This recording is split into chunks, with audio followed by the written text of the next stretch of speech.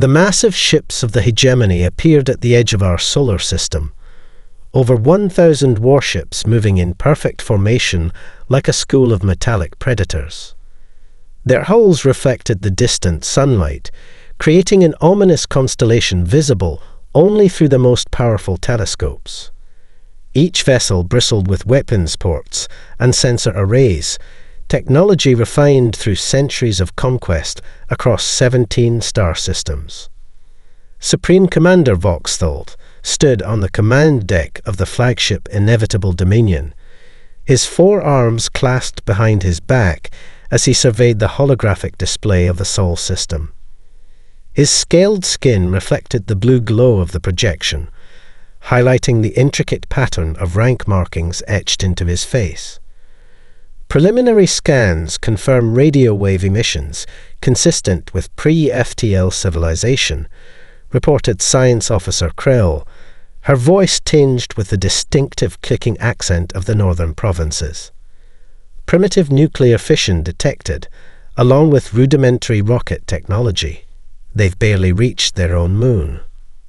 Voxthal's mouthparts curved into what his species considered a smile. Perfect. The mining operations on Ta Seti have depleted our labor force. These humans will serve as adequate replacements. He gestured toward the third planet with one of his lower arms. Standard acquisition protocol. Establish orbital superiority, neutralize military resistance, and begin population processing within 1 standard cycle.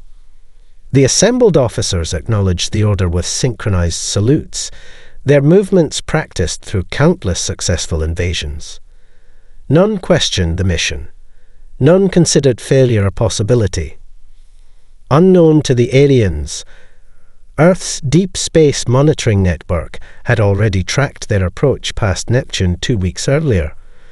Buried beneath the Rocky Mountains, in what was once called Colorado, Colonel Elena Vasquez stood in the Global Defense Command Center, her face illuminated by holographic displays showing the alien fleet's formation and projected course.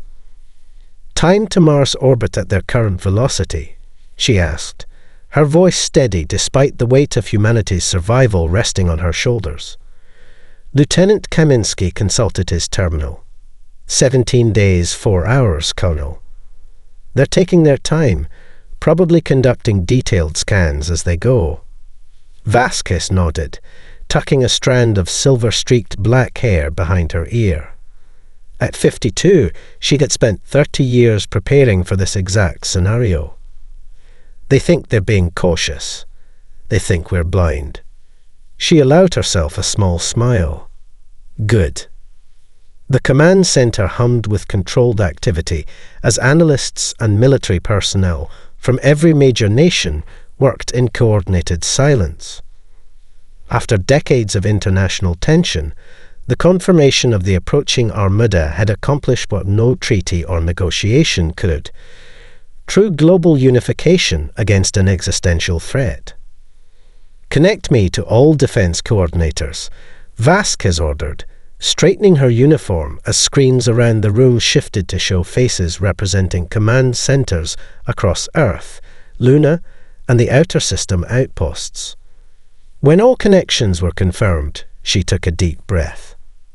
"Ladies and gentlemen, the moment we've prepared for has arrived. Operation Icarus is now active." Her dark eyes reflected the determination of someone who had dedicated her life to this mission.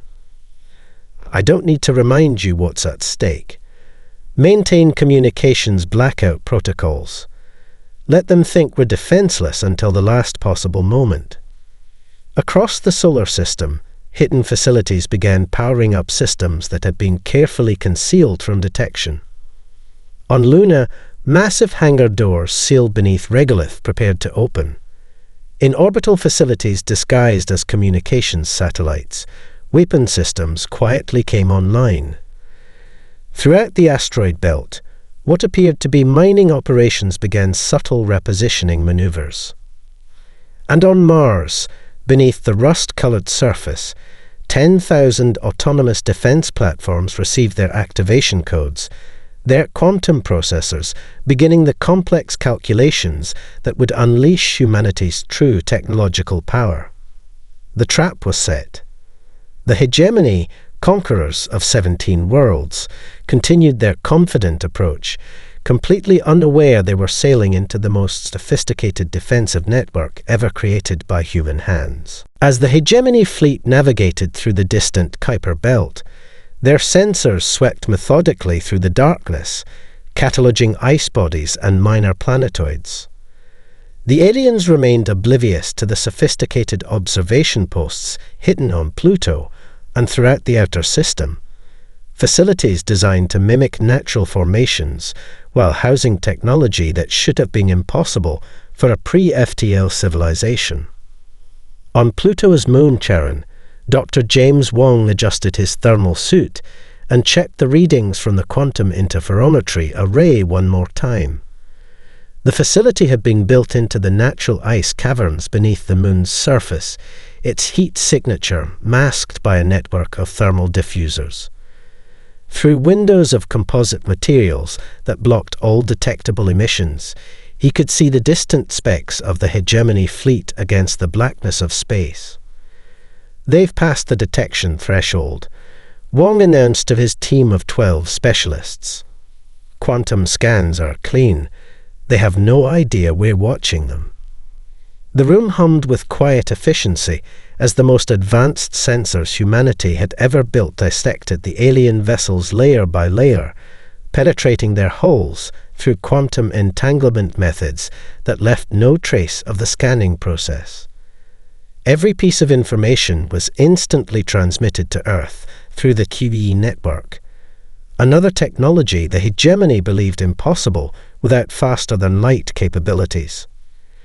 Inside the primary research facility on Europa, Dr. Amit Singh watched the real-time analysis of each alien vessel displayed across his lab's holographic projectors. Singh had devoted 20 years to developing Earth's defensive systems, and now he finally saw the enemy they would face. His dark eyes narrowed as patterns emerged in the data. Their shield harmonics fluctuate at regular intervals. Approximately every 4.3 seconds, he noted, his fingers dancing across the control surface to highlight the vulnerability. It's built into the fundamental design of their power distribution network. He nodded to his assistant. "Send this to the defense AI immediately. We can exploit that flaw." The data joined thousands of other observations being assimilated by Earth's quantum defense intelligence, a system distributed across multiple locations to prevent any single point of failure. The AI had already identified 17 critical weaknesses in the hegemony vessels, developing countermeasures for each one. Meanwhile, hegemony scout ships completed their reconnaissance of the inner system, returning with exactly the intelligence Earth wanted them to have: carefully crafted images of cities, primitive vehicles, and outdated missile silos. For 3 decades, humanity had maintained this elaborate deception, deliberately broadcasting leaked military communications discussing nuclear weapons and jet fighters, while keeping their true capabilities hidden beneath ocean floors, inside hollowed-out mountains, and on the far side of the moon. Commander Voxthal reviewed the reports with growing satisfaction in his private quarters aboard the inevitable Dominion. The walls displayed 3-dimensional images of Earth's major cities, military bases, and government centers, all compiled from the scout ship's observations. They still use combustion engines for their ground vehicles, he remarked to his second-in-command, Sub-Commander Drax. And their aircraft require atmosphere to generate lift. He manipulated the display to show a nuclear submarine, Earth's most advanced publicly revealed weapon. Primitive pressure vessels with chemical propellants. This conquest will barely qualify as combat. Drax's secondary eyes blinked in sequence, a sign of agreement in their species. The mining consortium will be pleased. Minimal orbital bombardment, means more intact infrastructure and labor force. Begin preparations for the first assault wave, Vox Thul ordered. We'll demonstrate our power by destroying their primitive orbital satellites, then target their largest military installations. Once their leadership structure collapses, we'll begin landings near population centers. As the hegemony fleet continued its advance past the orbit of Uranus, Earth's hidden defenses remained dormant, gathering data with every passing second. In research labs across the planet, engineers and scientists made final adjustments to weapon systems designed specifically to counter hegemony technology. The quantum defense AI continuously refined its battle scenarios, calculating an 87.4% probability of complete victory. Humanity waited, watched, and prepared.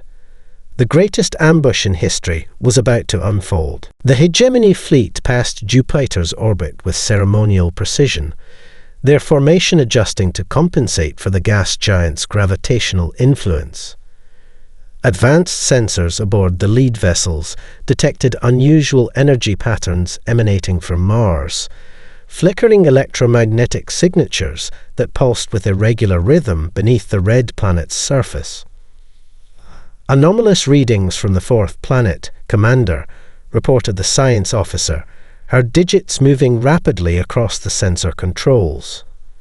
Consistent with natural electromagnetic storms interacting with the planet's iron core. Vox Thul barely glanced at the data. Irrelevant. Focused scanning resources on the target world. He had conquered 17 systems and had never encountered natural phenomena that posed any threat to his armada. The storms of gas giants like Jupiter presented more navigational hazards than a small, rocky world like Mars. Beneath the Martian surface, an entirely different reality existed. The transport tube decelerated smoothly as Carol Vasquez completed her journey from Earth to the command center buried 2 kilometers below Valles Marineris. The massive underground complex, officially designated Facility Ares, spanned nearly half the planet, a marvel of engineering that had taken 15 years to construct in complete secrecy. The doors slid open, revealing a command center 3 times larger than its Earth counterpart. Workers and soldiers from every Earth nation moved with purpose through the facility, their uniforms bearing a single unified insignia, a silver Earth embraced by the red curves of Mars. Fleet Admiral Zhou Chen met her at the central platform, his weathered face showing the strain of the past weeks of preparation. At 64, the Admiral had come out of retirement specifically to command humanity's first interplanetary defense operation. The gravity weapons are fully charged, he reported without preamble. All defense satellites are in position and ready for deployment. The fleet reports ready status across all squadrons. Vasquez surveyed the enormous holographic display dominating the center of the room. It showed real-time positions of the hegemony vessels, now just 12 hours from Mars orbit. Earth glowed blue in the background, still appearing undefended to alien sensors. "Have they detected anything?" she asked. Nothing beyond the electromagnetic emissions were deliberately leaking, Geo confirmed. To their sensors, Mars appears uninhabited except for a few small research outposts. Their focus remains on Earth. Vasquez nodded, studying the enemy formation. "Let them come a little closer. We need them fully committed before we spring the trap." Above them, across the vast Martian surface, 10,000 dormant machines began their awakening sequence. Buried beneath the regolith in carefully disguised silos, the defense satellites represented the pinnacle of human engineering, each one equipped with an Einstein-Rosen disruptor capable of creating localized distortions in spacetime. In the fabrication sector of Facility Ares, Dr. Nadia Petrova made final adjustments to the gravity modulation matrix of Satellite Unit 8247. Her team had worked continuously for 72 hours, fine-tuning each weapon to account for the specific configurations of the approaching hegemony vessels.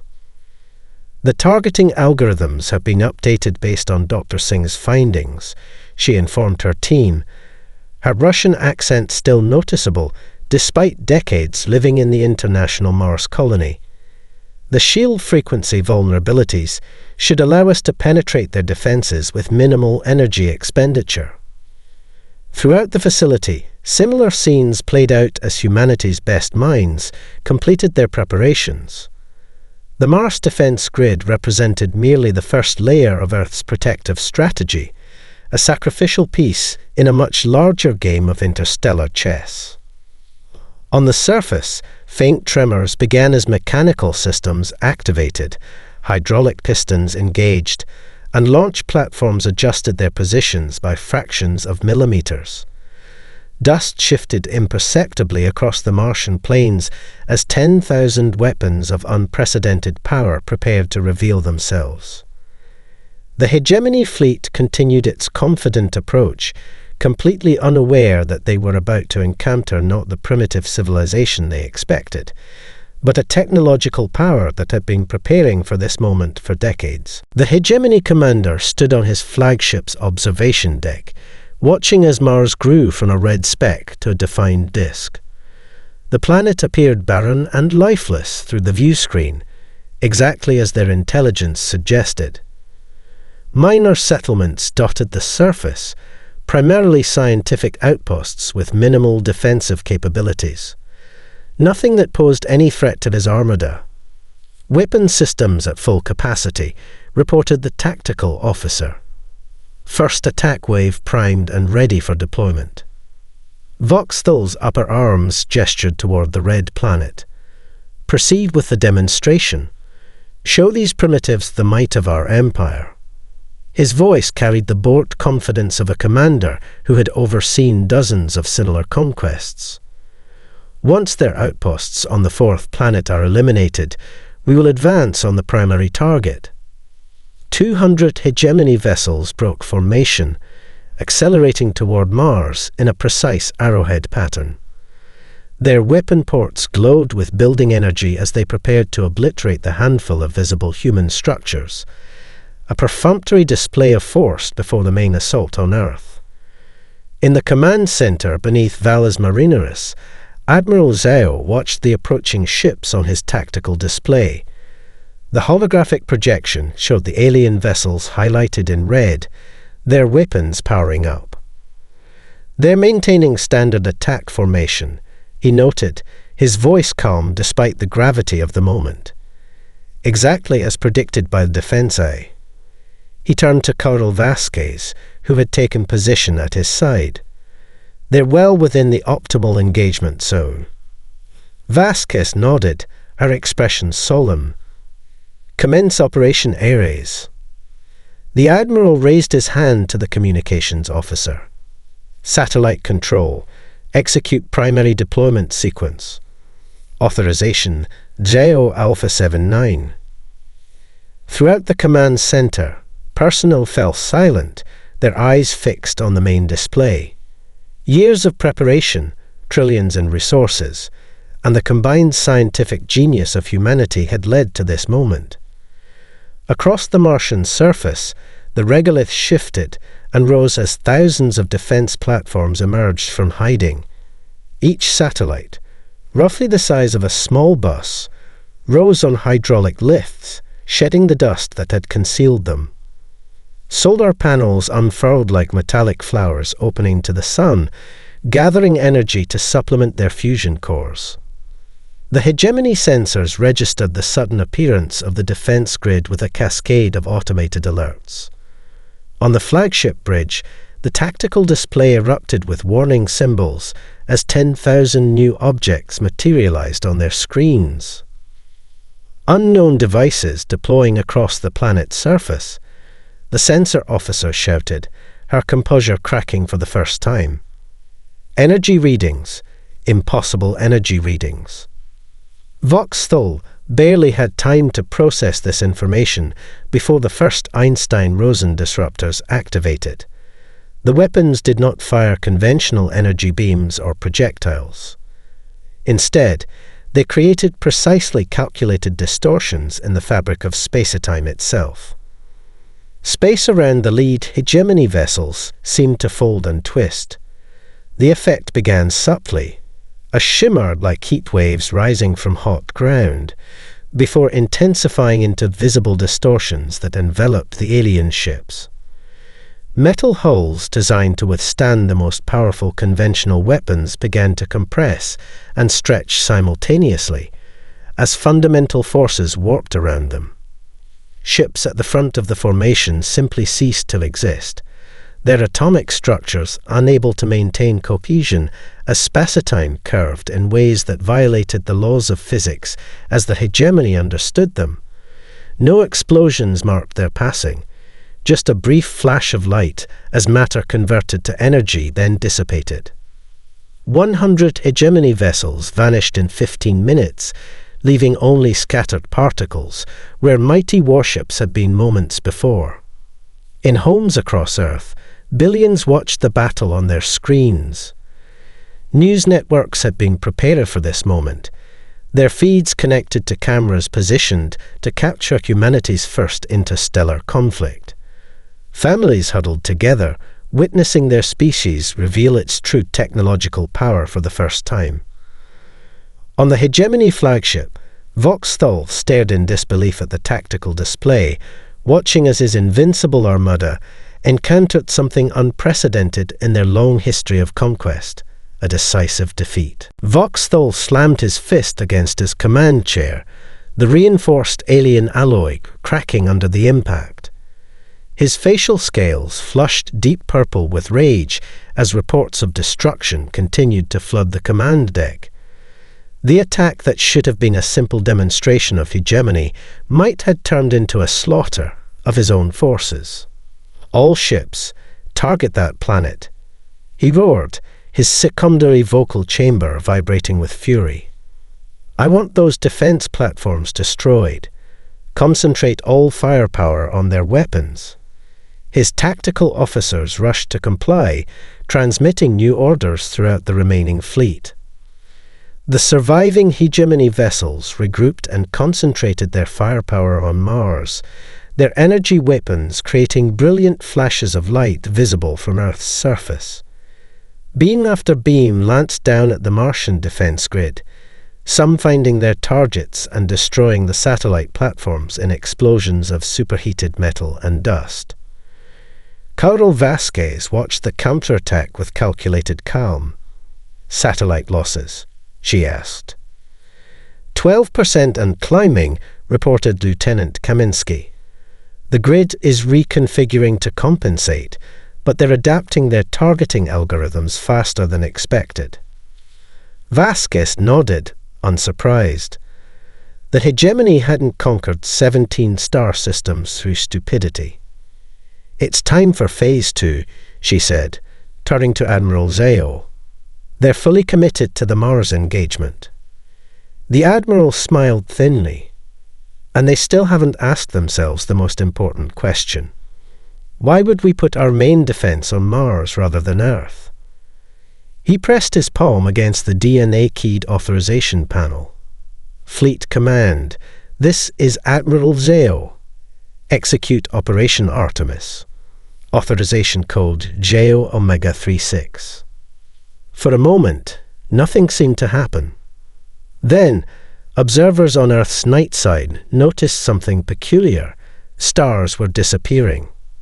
Not all at once, but in patterns that suggested objects moving against the backdrop of space. Darkness spreading across the stars. From hidden bases on Earth and the Moon, humanity launched its true navy, 200 sleek vessels with matte black hulls that absorbed light rather than reflected it. Their surfaces were coated with photon-trapping metamaterials that rendered them nearly invisible to both conventional optics and most scanning technologies. Only their movement against the fixed stars betrayed their presence. Captain Maya Rodriguez sat in the command chair of the EDS Leonidas, the lead vessel of Artemis Squadron. At 34, she was the youngest squadron commander in Earth's defense fleet, her rapid promotion the result of consistently perfect scores in tactical simulations. All ships report ready, her executive officer confirmed. Inertial negation systems functioning at optimal levels. Rodriguez nodded, her dark eyes fixed on the tactical display showing the hegemony fleet concentrated around Mars. Transmit attack pattern Delta to all vessels, she ordered. Strike fast, strike hard, and maintain stealth protocols until the last possible moment. The human ships accelerated with impossible speed, their inertial negation systems allowing them to change direction instantaneously without subjecting their crews to the crushing G-forces that would normally accompany such maneuvers. To an outside observer, they would appear as nothing more than momentary blurs, there one instant, gone the next. Rodriguez's squadron approached from behind the hegemony fleet, targeting the command and control vessels, coordinating the attack on Mars. The Leonidas closed on a hegemony-heavy cruiser, its stealth systems keeping it undetected until it was less than 5 kilometers away. Weapons locked, reported the tactical officer. Target acquired. Fire, Rodriguez ordered calmly. The Leonidas unleashed a precisely calculated burst from its main weapon, not an Einstein-Rosen disruptor like the Mars platforms, but something equally devastating. The quantum phase cannon fired a beam that briefly shifted its target partially out of normal spacetime, causing catastrophic system failures as the alien vessel's power grid collapsed. Throughout the hegemony fleet, similar scenes played out as Earth's hidden navy struck with surgical precision. Ships that had survived the Mars defense grid suddenly found themselves under attack from an enemy they couldn't see clearly, moving with agility that defied known physics, using weapons that bypassed their strongest shields. On the hegemony flagship, the tactical display descended into chaos as reports of attacks came from all directions simultaneously. Where are they coming from? Voxthal demanded, his confidence shattered for the first time in his long military career. How did they hide an entire fleet? The hegemony engineers worked frantically aboard their remaining vessels, their multiple limbs moving with desperate speed across control interfaces. After 3 centuries of unchallenged military dominance, they suddenly found themselves fighting for survival against weapons they barely understood. Shield modulation patterns reconfigured, announced the chief engineer aboard the flagship. We've analyzed their gravity weapon signatures and adapted our defensive screens to create counter-harmonics. Across the battlefield, the hegemony vessels began to show signs of successful adaptation. Their reinforced shields flickered with new energy patterns specifically designed to disperse the effects of the Einstein-Rosen disruptors. Several Martian defense platforms fired without effect as their spacetime distortions dissipated harmlessly against the modified shields. They're adapting, Admiral Zeo noted, watching the tactical display as Mars defense grid effectiveness dropped to 60%. Exactly as we anticipated. On the dwarf planet Ceres, concealed within what appeared to be a standard mining facility, Chief Engineer Keiko Tanaka received the telemetry data and smiled. The daughter of a theoretical physicist and a military strategist, Tanaka had helped design the multi-phase defense plan, specifically to account for the hegemony's known adaptability. They took the bait, she said to her team, her fingers dancing across the control interface. Initiate Helios Protocol. Throughout the asteroid belt, what had appeared to be ordinary mining operations suddenly revealed their true purpose. Massive solar collectors that had been disguised as resource extraction equipment pivoted with synchronized precision, their reflective surfaces aligning to focus concentrated solar energy. quantum entanglement amplifiers, technology the hegemony believed theoretically impossible, enhanced the collected energy to unprecedented levels. The first beam struck without warning, a spear of superheated plasma that bypassed the hegemony's reconfigured shields entirely. Their defensive screens, now optimized to counter gravitational weapons, offered minimal protection against the concentrated thermal energy. The beam pierced the largest hegemony battlecruiser from bow to stern, boiling through its reinforced hull in seconds. Before the aliens could react, dozens more collectors activated, targeting the largest vessels first. The beams appeared as brilliant golden lines connecting the asteroid belt to the embattled fleet near Mars. Simultaneously, microscopic machines hidden inside the aliens' propulsion systems activated. Dr. Isabella Ortiz monitored their progress from her lab beneath the Martian surface, surrounded by holographic displays showing real-time data from each nanoscale saboteur. The diminutive scientist had pioneered the field of quantum entanglement robotics, creating machines small enough to infiltrate alien technology undetected. "The nanobots are replicating as planned," she reported to Carl Vasquez through the secure communication network. "They've reached critical mass in 78% of the targeted systems." She watched as the microscopic machines, deployed weeks earlier when the fleet was first detected crossing Neptune's orbit, began systematically disassembling the alien vessels from within. They targeted critical junction points in the propulsion and power distribution networks, their work invisible until entire systems began failing simultaneously. Across the hegemony fleet, engines began shutting down as the invisible saboteurs dismantled the alien technology from within. Ships that had been firing on Mars suddenly lost power, their weapons going dark as emergency systems activated. Some vessels began drifting, their navigational controls compromised. On the command deck of the inevitable Dominion, systems failed in cascading sequence.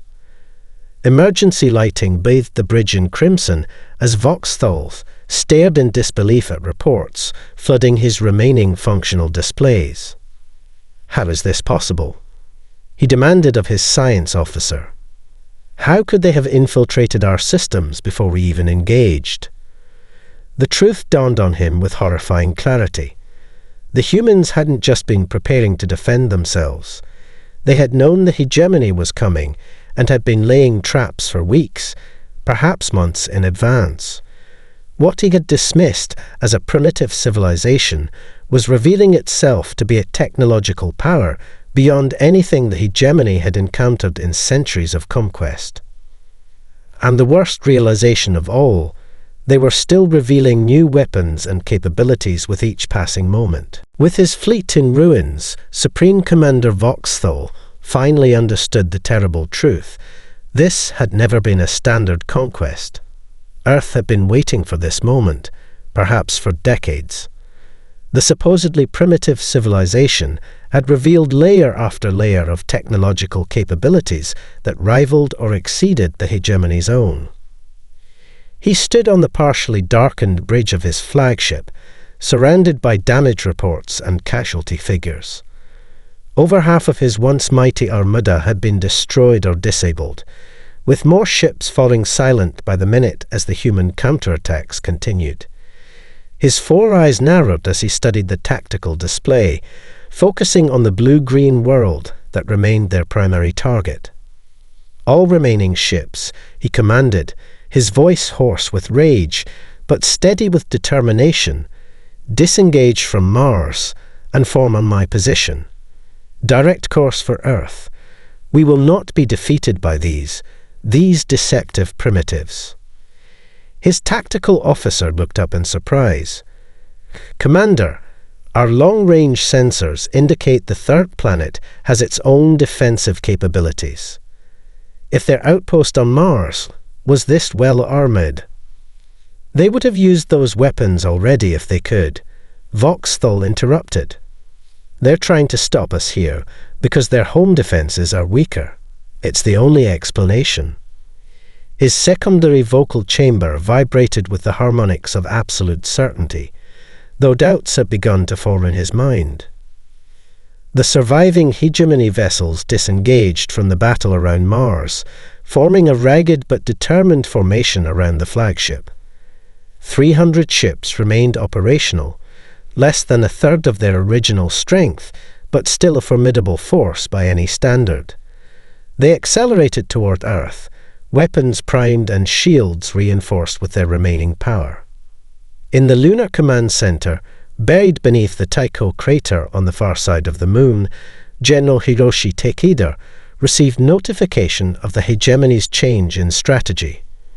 At 70 years old, the general had spent the last 3 decades overseeing the construction of humanity's final defensive measure. "So they've taken the bait," he observed, his weathered face impassive. "Colonel Vasquez, Admiral Zeo, your operations have performed precisely as designed. The enemy is now committed to exactly the course we wanted."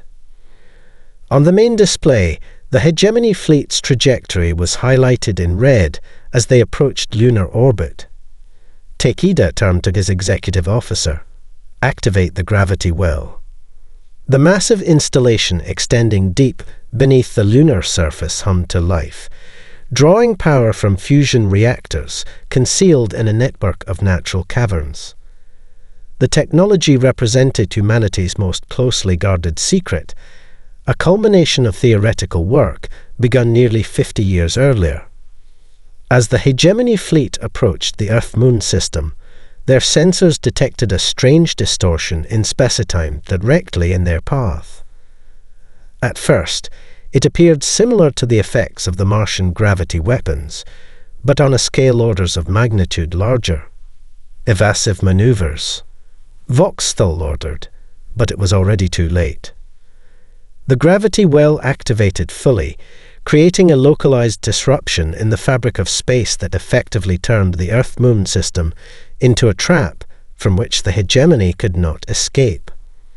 Unlike a natural gravitational field that exerted consistent force in one direction, this artificial construct pulled in multiple vectors simultaneously, creating conflicting gravitational gradients that stressed hull materials beyond their design tolerances. The remaining alien ships found themselves unable to maintain formation as invisible forces tore at their structures. Smaller vessels crumpled inward, their reinforced frames collapsing like paper under the impossible stresses. Larger ships fared somewhat better, their mass providing some resistance, but even they began breaking apart as microscopic fractures spread through their hulls. In a final act of defiance, Voxthal ordered his flagship to accelerate to maximum emergency speed, hoping to punch through the gravitational distortion by sheer momentum.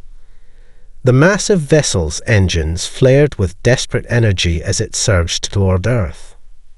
"We will not be denied," he roared, even as the ship's structural integrity alarms blared around him. "If we must die, we will take their world with us." The flagship crossed the lunar orbit, pushing deeper into the gravity well's influence, only to witness a new and final horror as it began disintegrating around him. Not from gravitational stress, but piece by piece, systematically disassembled by swarms of microscopic robots that had attached themselves to the hull during the earlier engagements. Voxthal watched in disbelief as sections of his bridge literally vanished before his eyes, reduced to component atoms by technology operating at a scale he could barely comprehend. The battle ended not with the complete annihilation of the hegemony fleet, but with a precisely calculated demonstration of mercy. As Voxthal's flagship disintegrated around him, a specialized containment field activated, preserving the command deck and the alien commander while the rest of the massive vessel was systematically dismantled. 3 days after the engagement began, quiet settled over the solar system. Debris from hundreds of destroyed hegemony ships drifted in expanding clouds around Mars and near Earth's orbit, already being collected by automated recovery drones. The material, exotic alloys and advanced components, would be studied and incorporated into humanity's growing technological base. On Earth, celebrations erupted across every continent. The carefully maintained illusion of a divided, primitive planet gave way to the reality, a unified human civilization that had been preparing for this moment for generations. Streets filled with jubilant crowds as news broadcasts showed the first officially acknowledged images of Earth's true technological achievements: the Martian defense grid, the stealth fleet, the lunar gravity well.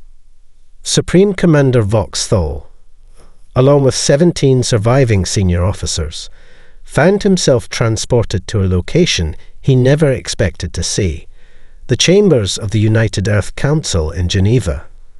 The circular room represented the heart of humanity's unified government, a reality kept hidden from the galaxy until now. The alien commander stood before representatives from every human nation, his tall frame diminished by defeat. What had been the proudest military record in the hegemony's history had been shattered in less than a week by a species he had expected to conquer with minimal effort. Colonel Vasquez approached, now dressed in a formal diplomatic uniform rather than her military attire. She carried a small crystalline cube, which she placed on the table between them. This contains detailed scans of every hegemony world, military installation, and strategic resource, she explained, watching his 4 eyes widen with shock. "We've been observing your empire for decades." "Impossible," Voxthal whispered, though the evidence suggested otherwise. "Our detection systems are the most advanced in the known galaxy." "We're the most advanced," Admiral Zeo corrected, stepping forward, "until you encountered us."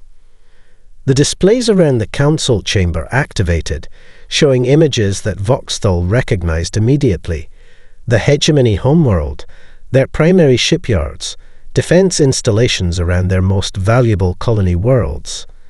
The level of detail confirmed the humans' claims. They had indeed been watching, studying, preparing. "We could have destroyed your civilization," Vasquez continued. "Instead, we offer another path." The council president, Dr. Amara Okafor, rose from her seat. "The terms are simple. The hegemony will maintain its independence and current territories, but its policy of expansion through conquest ends today. You will withdraw your occupation forces from 3 systems we've identified where resistance continues.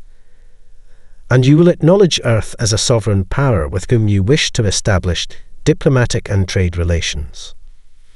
Voxthal stared at the humans surrounding him, beings his species had dismissed as primitive just days before.